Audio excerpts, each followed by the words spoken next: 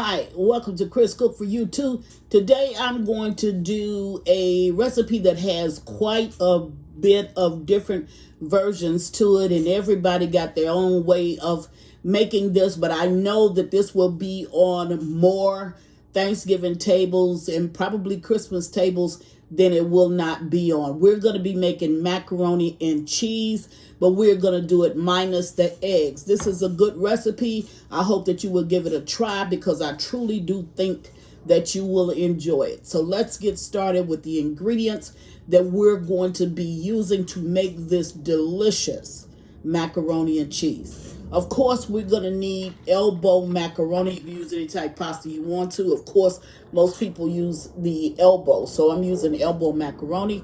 I have some whipping cream, some mascarpone cheese, cream cheese, and some sour cream. To make my roux, so that will be minus the eggs, I'm going to use some flour and some butter.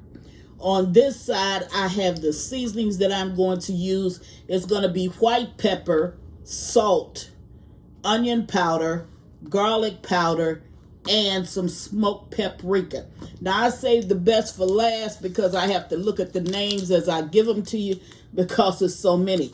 Now, I'm going to use a smoked Gruyère. Now, this particular recipe did not call for it to be smoked, but I tasted and I like the taste of the smoke, so I'm going to go with it. What it did call for is smoked Gouda.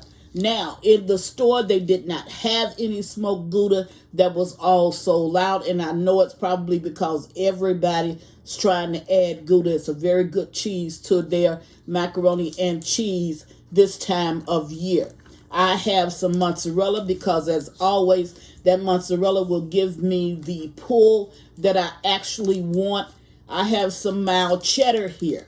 I'm going to use mild cheddar and not sharp cheddar. And I have some Colby. Now, I really should have Colby Jack cheese, but I'm going with Colby because, again, the store did not have Colby Jack. But I think that's really not going to make a difference because I think this macaroni and cheese is still going to be superb. So I chose block cheese because block cheese is far better than you using the shredded cheese. So I'm going to go away. I'm going to shred up all of my cheese, and it'll be about a cup of each one of these cheeses. Get everything ready. I have to give me my extra creamy, I have the mascarpone as well as the cream cheese and the sour cream. So I'll go ahead, get myself ready so we can make this roux, put this cheese in it, go ahead and get my elbow macaroni all cooked up. And I'm going to cook this 1 to 2 minutes under the normal cooking time, because you're going to need some, you don't want that macaroni to be mushy, and you're going to pick up some cooking time when you put it together and put it in the oven. So I'm just going to boil my noodles 1 to 2 minutes under the appropriate cooking time, and I'm going to use the box in order to guide me with my timeline and how to actually cook this. So I'll be right back, and I'll meet you at the stove. Be right back. Alrighty, now I've opened up 1 stick of butter, and I already started it to just melt up. And once it melts up, then I'm gonna go ahead, which is it's almost done. I'm gonna go ahead and add 3 tablespoons of flour to this. Now, you don't want to burn this, because this is actually your roux.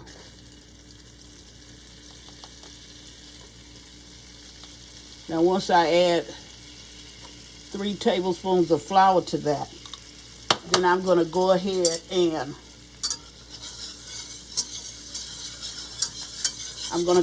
stir this, because what I'm actually doing is just making a roux. Okay, now to that, cut my heat down just a little bit.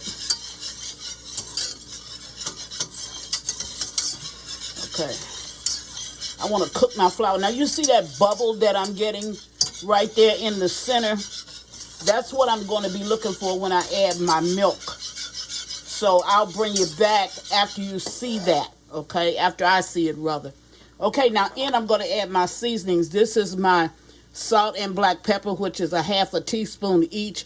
This is a half a tablespoon of my garlic, my onion, and my smoked paprika. So I'm going to go ahead and add this to my mixture as well.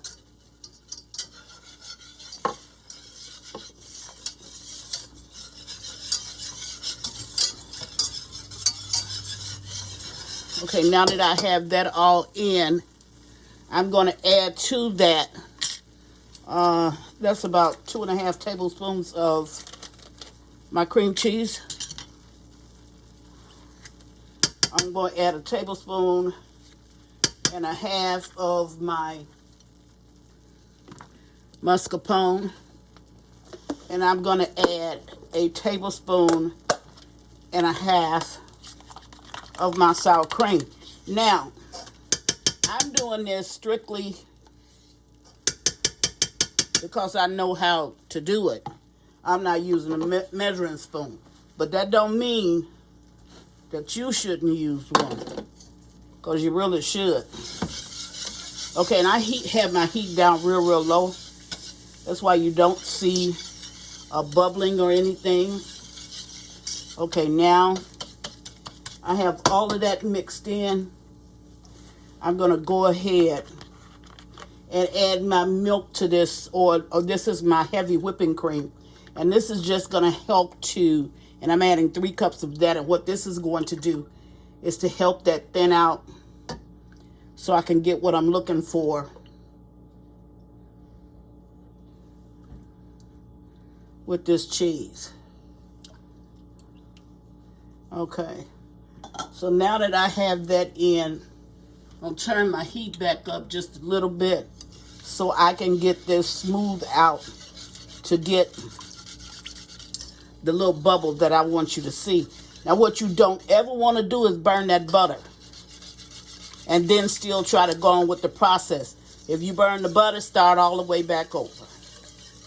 Because what's going to happen, like it would in any roux, is going to mess it up. You're going to have that burnt taste and it's going to be a disaster.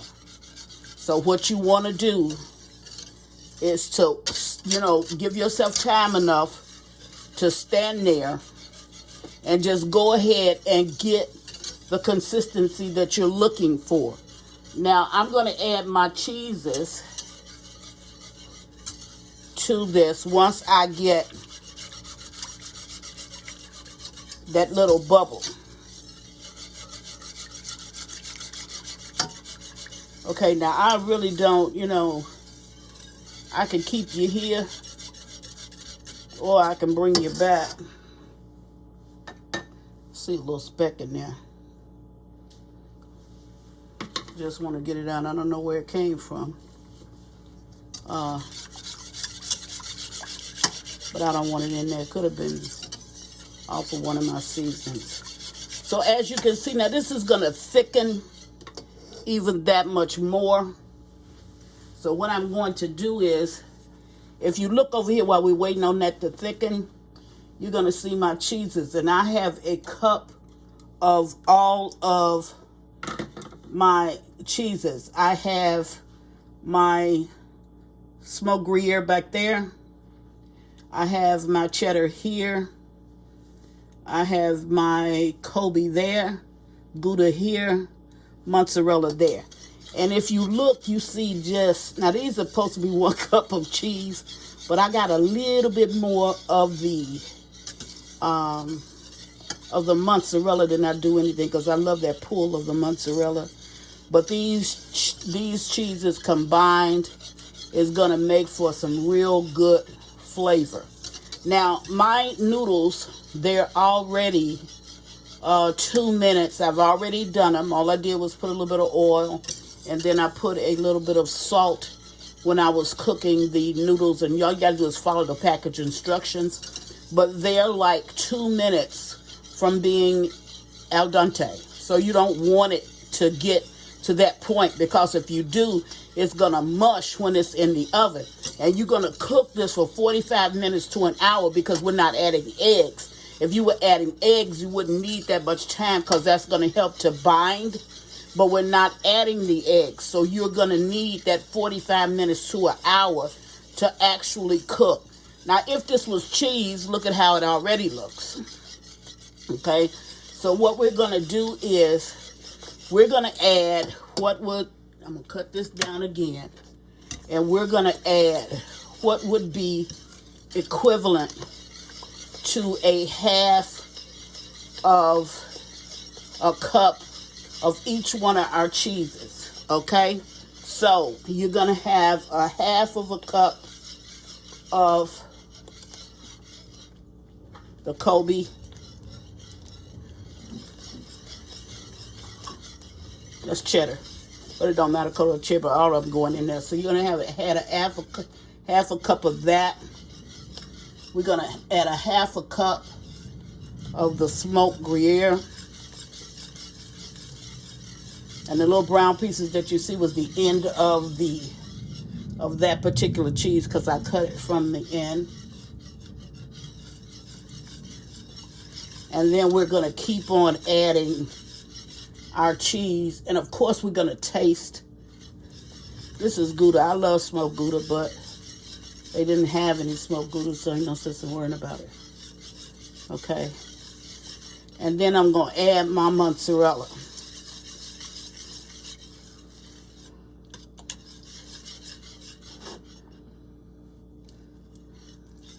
Now the rest of the cheese that you see up here, what I'm gonna do is I'm gonna use that to layer. Okay, so I'm gonna let this just sit back for a minute. I'm gonna taste it while I'm out, make sure I got enough salt and everything else that I need. And then I'm gonna put my noodles in a bowl, and I'll bring you back and you'll see me when I get ready to actually add it to my container. And I want to tell you one other thing. The reason why you want to use fresh and grate yourself is because this will force all of your cheeses not only to be smoother and creamier, but they're going to stick together better. As you can see, look at how that cheese is sticking together. So all of this is going to stick together only that much more better. No eggs in this, but I think if you try it, you're truly going to enjoy it. I'm going to go ahead and get my noodles and put them in a bowl, or my macaroni and put it in a bowl so that I can add this to it, and I'll bring you right back. Be right back. Okay, now I'm back and I got my noodles, and I want to make certain with the pasta, when you cook the pasta, rinse it to stop that cooking process, because you know when you get ready to pour it into your strainer, it's going to be really smoking hot. But you want to stop that cooking process because you need those couple of minutes for it to cook, in the oven. So when you rinse it, stop it, and it'll get that starch out of it as well. And then we're going to go ahead and put it, with our mixture in order to put it into the oven. So I'm going to go ahead. Look at that cheese.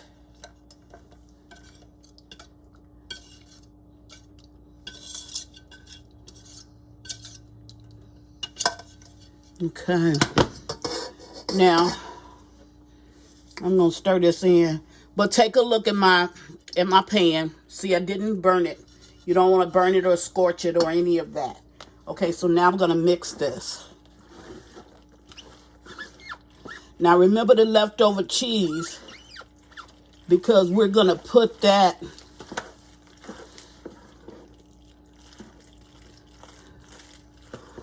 all through the mac and cheese. I did taste it, and I needed to put in a little bit more salt, so I did it, and you could taste yours as well. And put in what you need. But I can tell you the one thing that you don't need, and that's eggs.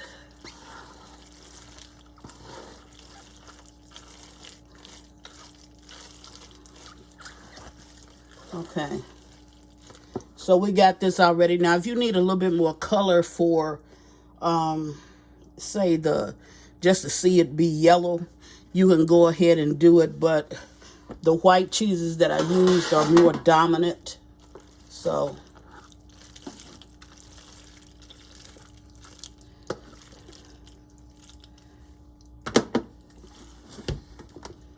Okay.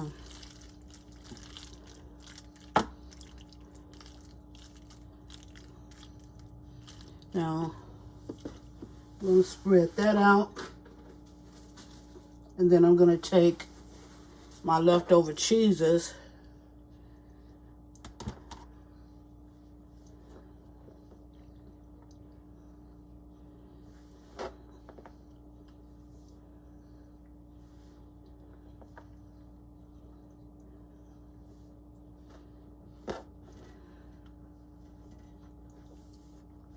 And I'm going to put them all throughout.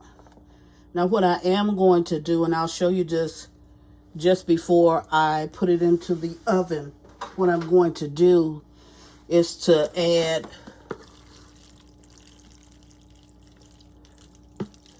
a little bit more cheese to the top of this.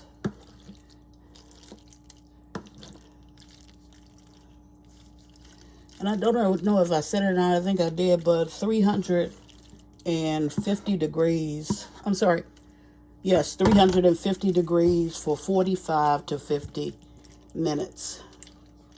Okay.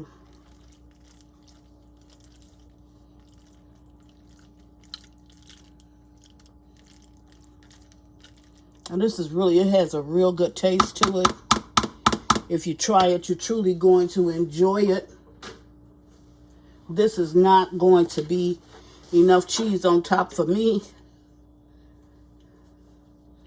So I'm going to cut up just a little bit more.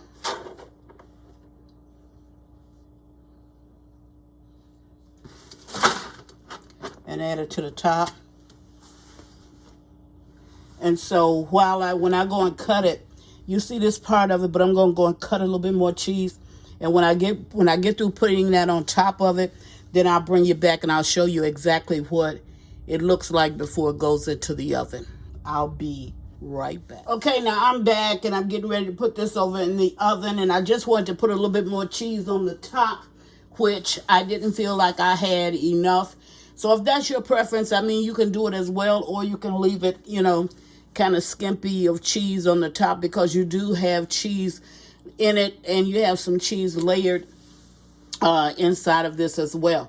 So I'm going to go ahead and put this in the oven, and I'll be back in about 45 minutes, maybe a little bit after, but I'll let you know exactly what the cooking time was. This is the way it looks, and you know, I'm so happy that this is not the one that I'm cooking for Thanksgiving, because we're going to eat this all tonight. It really looks good. It tastes excellent. No eggs required. I think if you try it, you're truly going to love it. I'll be right back. Okay, now I'm back. Ooh, hot. I'll take that out. And there you have it. I'm going to give it about 5 minutes before I decide to cut into it. And then I'll cut it into it and show you exactly what it looks like. But it looks good. It came out real good. And I know it's tasty because I've already tasted it, but we'll see. Okay, if you like your top a little bit darker, you can make it a little bit darker. I don't really want mine one way or the other. It really doesn't make a difference to me. I just assume leave it light. But it's done, and I'll be right back. Alrighty, now we're back. It's been about 8 minutes that this has been sitting, and I'm going to go ahead and cut into it and show you what it actually looks like. There it is. Now with this macaroni and cheese, you don't need, look how it pulls apart. You don't need any eggs. Okay? Uh-oh. I'm just putting cheese everywhere. But I'll just kill that for you. But there you have it. Chris is making macaroni and cheese. Look at that cheese. Okay. It's moist.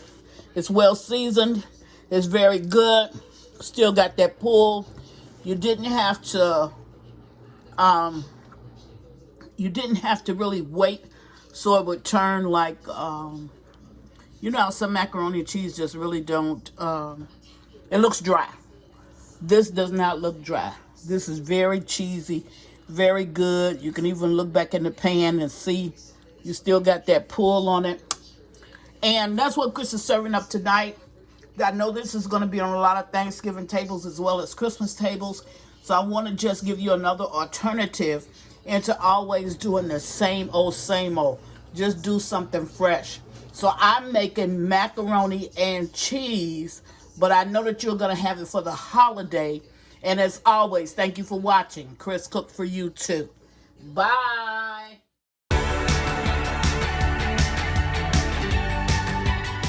Please follow me on Instagram and Facebook at Chris Cook for You Too. And don't forget to share this video. Bye.